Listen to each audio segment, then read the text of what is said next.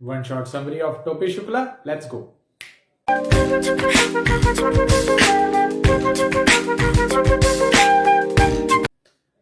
टोपी शुक्ला चैप्टर की हम शॉर्ट स्टोरी और समरी हम शुरू करने वाले हैं। संचयन बुक जो सीबीएसई क्लास 10th की है उसकी स्टोरी है। तो टोपी शुक्ला जो हमारा कैरेक्टर है उसकी कहानी शुरू करने से पहले थोड़ा सा इरफान के बारे में बात करेंगे हम, क्योंकि जरूरी है इरफान के बारे में बात करना, क्योंकि इस कहानी में काफी ज्यादा इरफान और इरफान की दादी और उसके परिवार के बारे में डिस्कस हुआ है, इसलिए टोपी की कहानी इरफान के बिना अधूरी है। ऑलराइट, तो दोनों के चरित्र जो हैं बड़े इंपॉर्टेंट है इस स्टोरी के लिए। इरफान का जो पूरा नाम है वो सैयद जरगाम मुर्तजा है। टोपी का नाम है बलभद्र नारायण शुक्ल, ये इनका नाम है। अच्छा, अब यहां पर इरफान के बारे में बात करते हैं। इरफान और टोपी दोनों एक दूसरे के बिना अधूरे, बहुत गहरे दोस्त थे एक दूसरे के, दोनों बचपन में एक दूसरे के दोस्त हो गए थे।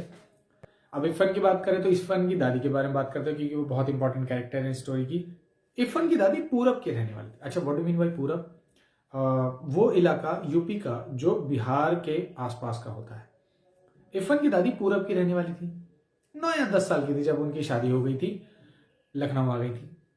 परंतु जब तक जिंदा रही वो पूर्वाई भाषा ही बोलती रही, उसे ही सीने से लगाए रही।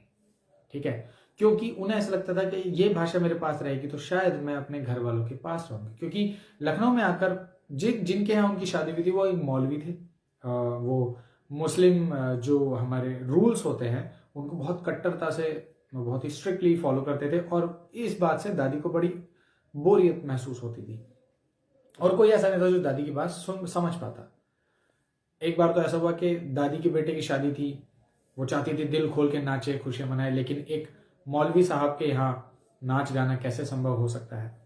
तो जब मौलवी साहब गुजर गए तब इरफान की छठी थी। अच्छा, इरफान के जन्म के छठे दिन स्नान पूजन उत्सव पर उन्होंने जी भर के डांस किया, उत्सव मना लिया।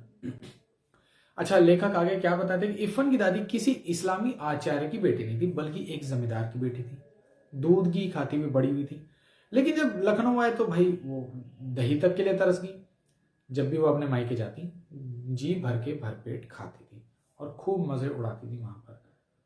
और लेकिन जैसे ही लखनऊ वापस आते फिर उसे उन्हें मौलवी बन जाना पड़ता था। इरफान को अपनी दादी से बहुत ज्यादा प्यार था। प्यार तो उसे अपने अब्बू से भी था, बड़ी दीदी छोटी दीदी से भी था, अम्मी से भी था, लेकिन वो सब उसे डांटते थे, डांट डपटते थे कुछ ना कुछ। पिताजी आईसीएस अधिकारी होंगे उस दौरान, या आईसी जो भी कह लो उस दौरान के हिसाब से वो अधिकारी थे, कलेक्टर थे। वो कभी कभी घर को कचहरी समझ लिया थे और कभी कभी डांट भी दिया करते थे, बट दादी कभी नहीं डांटती थी। दादी कहानियां सुनाती थी, अमीर हमजा, गुलब काबली, हातिम ताई, इन सब की कहानियां दादी सुनाया करती। इरफान की दादी की बोली टोपी के दिल में घर कर गई थी। इरफान जब भी आता टोपी जब भी इरफान के घर आता वो कोशिश करता दादी के पास ज्यादा बैठे, ना कि इरफान के बाकी परिवार वालों के साथ।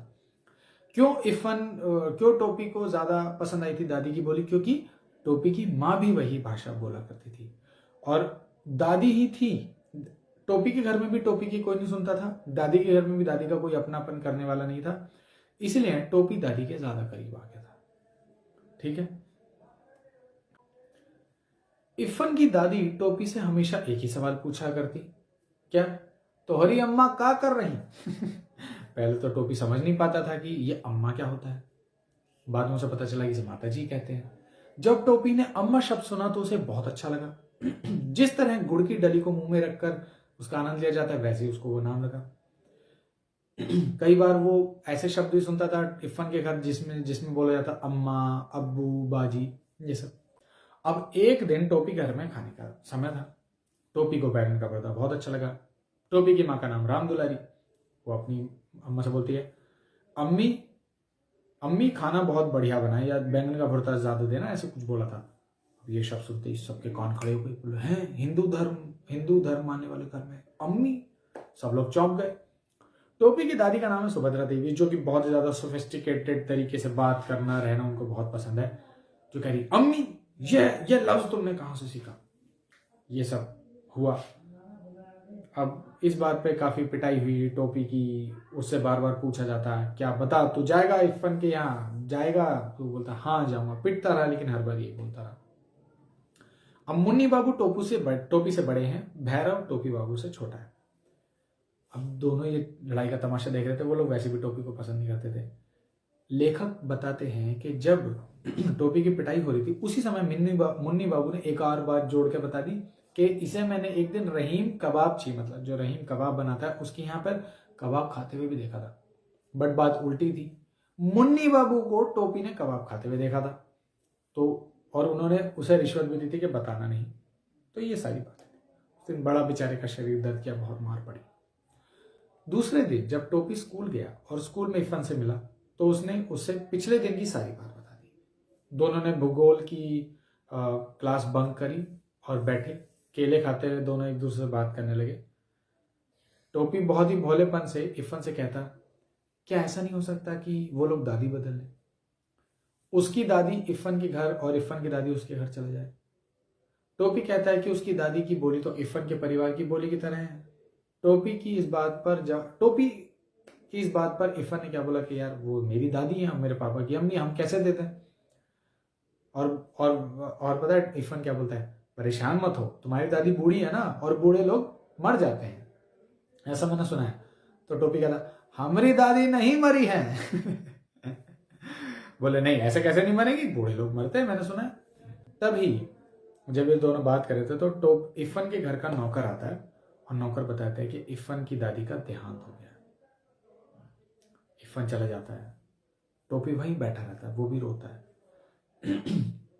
टोपी जब शाम को इरफान के घर जाता है तो वहां देखता है कि घर तो पूरा भरा हुआ है, लोग बहुत है, लेकिन फिर भी एक खालीपन, एक सन्नाटा सा है।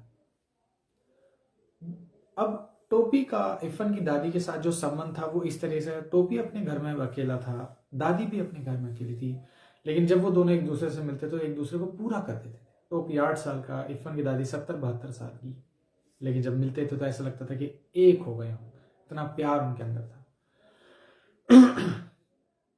दोनों ने एक दूसरे का अकेलापन दूर कर दिया था। टोपी इरफान को सहानुभूति देता हुआ कहता है कि काश उसकी जगह टोपी की दादी मर गई होती। अब आगे चलते हैं। 10 अक्टूबर 1945 की डेट। उस दिन टोपी ने कसम खाई। क्या कसम खाई? कि वो कभी ऐसे किसी व्यक्ति से दोस्ती नहीं करेगा जिसके पिताजी की तबादली होती हो, ट्रांसफर होता हो। ठीक है, क्योंकि टोपी के फादर का ट्रांसफर हो गया, टोपी रह गया अकेला। टोपी दादी के मरने के बाद तो वैसे भी अकेला महसूस कर रहा था, अब इरफान के चले जाने पे और भी अकेला महसूस कर रहा था, क्योंकि दूसरे जो कलेक्टर साहब नए आए थे उनके बच्चे बिल्कुल पसंद नहीं करते थे और अपने आप में अकड़ू बन के रहते थे। अब ना तो इरफान था ना इरफान की दादी जो उसे समझ सके, तो घर में ले देकर बूढ़ी नौकरानी सीता के ही वो करीब होता चला गया और सीता जी ही थी जो उसके करीब हो गई थी। ठंड के दिन शुरू हुए। एक बार क्या हुआ, मुन्नी बाबू के लिए नया कोट का कपड़ा आया और भैरव के लिए भी नया बना। टोपी को मुन्नी बाबू का पुराना कपड़ा दे दिया। वैसे कोट नया था, लेकिन फिर भी जब किसी का पहना हुआ तो पुराना तो हो गई। टोपी को वो पसंद नहीं आया, उसने दूसरी नौकरानी को दे दिया। नौकरानी का बच्चा खुश हो गया। ये बात जब घर में सुनी गई तो भाई बवाल मच गया। बोला नौकरानी के बच्चों को नया कोट दे दिया, अब वापस भी नहीं लिया जा सकता है। ये सब नाटक हुए। टोपी को उसकी माँ ने दादी को उल्टा जवाब देने के लिए और पीटा। जब ये बहस हो रही थी, सब बहुत सारी बातें हुई। ये सब करते करते, मार पिटाई खाते खाते भाई साहब पहुंचे 10वीं कक्षा में। तो 10वीं कक्षा में जब पहुंचे, अब दादी ने बोला कि वाह, तीसरे साल तीसरी बार में पास हो गए 3rd डिवीजन से। लेकिन कोई उसका स्ट्रगल नहीं देखता कि उन 3 सालों में वो कैसे उसने पढ़ाई करी। ओके, तो 10वीं कक्षा में पहुंचने के लिए टोपी को बहुत अधिक मेहनत करनी पड़ी। 2 साल तो टोपी फेल ही हुआ था। वह पढ़ाई में बहुत तेज था, लेकिन उसे पढ़ने का कोई मौका नहीं देता था। बड़े लोग उससे काम करवाते देते थे, भैरव उसकी बुक्स फाड़ देता था। तो ऐसे चलता रहता था। तो ये था। दूसरे साल उसको टाइफाइड हो गया। ठीक है, दूसरे साल पढ़ ही नहीं पाया वो। तीसरे साल वो पास हुआ, लेकिन 3rd डिवीजन में। और वो भी 3rd डिवीजन में पास होना भी उसके माथे पर कलंक जैसा चिपक गया। टोपी के सभी दोस्त 10वीं कक्षा में थे, इसलिए वह उनसे ही मिलता था, उन्हीं के साथ खेलता था। छोटे बच्चों से उनकी क्या दोस्ती होती।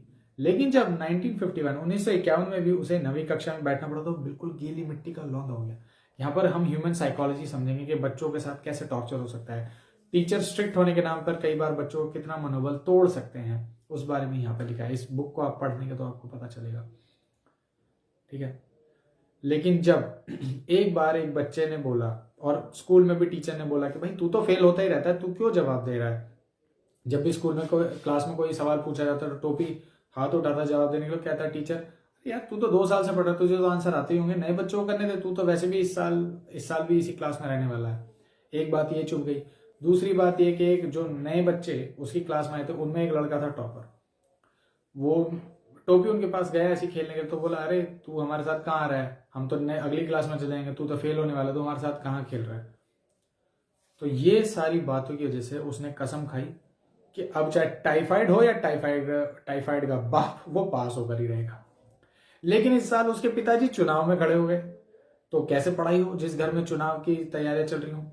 फाइनली जब उसके पिताजी हार गए तो घर में शांति हुई, फिर टोपी पढ़ पाया और पढ़ा तो 3रे दर्जे में पास हुआ। और ये सब चीजों को लेके फिर भी उसके माथे पे कलंक रहा ही। परंतु लेखक कहते हैं कि सभी को उसकी मुश्किलों को भी ध्यान में रखना चाहिए कि वह किस तरह से 2 साल फेल हुआ, 3री साल में 3rd डिवीजन में पास हुआ।